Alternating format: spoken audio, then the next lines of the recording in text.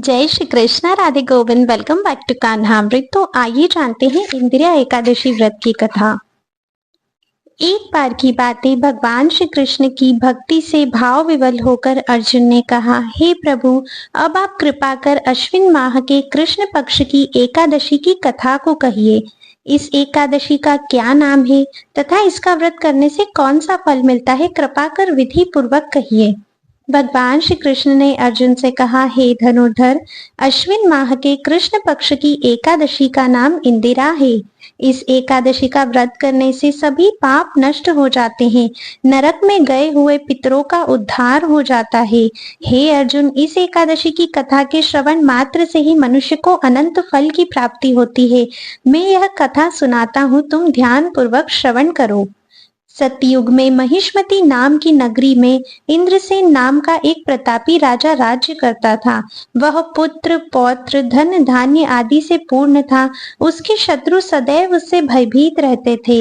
एक दिन राजा अपनी राज्य सभा में सुखपूर्वक बैठा था कि महर्षि नारद वहां पर आए। नारद जी को देखकर राजा आसन से उठा, प्रणाम करके उन्हें आदर सहित आसन दिया। तब महर्षि नारद ने कहा, हे राजन, आपके राज्य में सब कुशल से तो है। मैं आपकी धर्म परायणता देखकर अत्यंत प्रसन्न हूँ।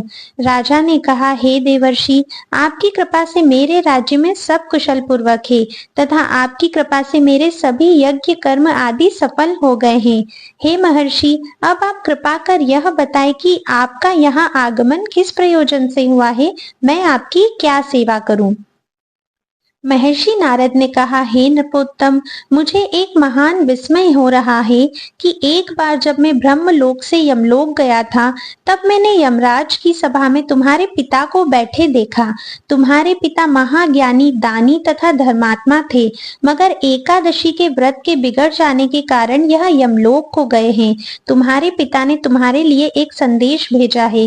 राजा ने उत्सुकता से पूछा, क्या संदेश है महर्षि, कृपा कर यथाशीघ्र कहें।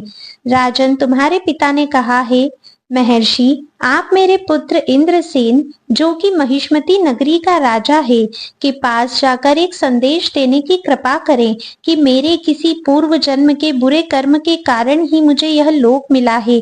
यदि मेरा पुत्र अश्विन माह के कृष्ण पक्ष की इंदिरा एकादशी का व्रत करे और उस व्रत के फल को मुझे दे दे, तो मेरी मुक्ति हो जाए, मैं भी इस लोक से छूटकर स्वर्ग लोक में वास करूं। इंद्रसेन को अपने पिता के यमलोक में पड़े होने की बात सुनकर महान दुख हुआ और उसने नारद जी से कहा, हे नारद जी, यह तो बड़े दुख का समाचार है कि मेरे पिता यमलोक में पड़े हैं। मैं उनकी मुक्ति का उपाय अवश्य करूंगा। आप मुझे इंदिरा एकादशी व्रत का विधान बताने की कृपा करें। नारद जी ने कहा, हे राजन, अश्विन माह के कृष्ण पक्ष की दशमी के दिन प्रातः काल श्रद्धा पूर्वक स्नान करना चाहिए।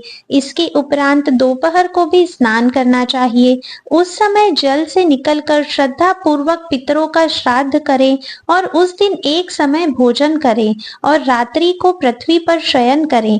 इसके दूसरे दिन अर्थात एकादशी के दिन नित्य कर्मों से निवृत्त होकर स्नान आदि के उपरांत भक्ति पूर्वक व्रत को धारण करें और इस प्रकार संकल्प करें, मैं आज निराहार रहूंगा और सभी भोगों का त्याग कर दूंगा। इसके उपरांत अगले दिन ही भोजन करूंगा।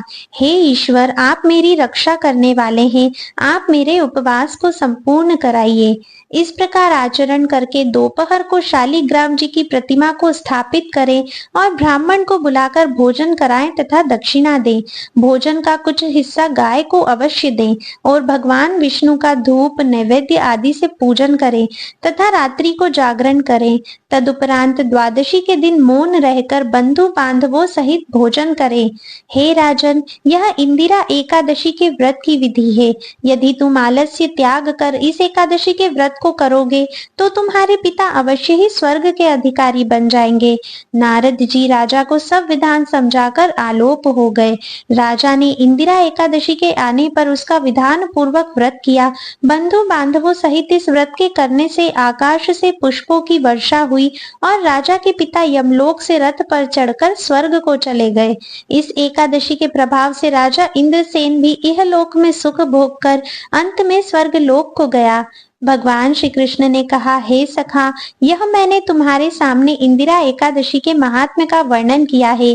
इस कथा के पढ़ने व सुनने मात्र से ही सभी पापों का शमन हो जाता है और अंत में मनुष्य को स्वर्ग लोक का अधिकारी बनना होता है। कथा का सार समझते हैं अब हम। इस कथा से हमें यह समझने को मिलता है कि मनुष्य जो भी प्रण करे उसे चाहिए कि वह उसको तन मन धन से पूरा करे। किसी भी कार्य का प्रण कर कर उसे तोड़ना ठीक बात नहीं है।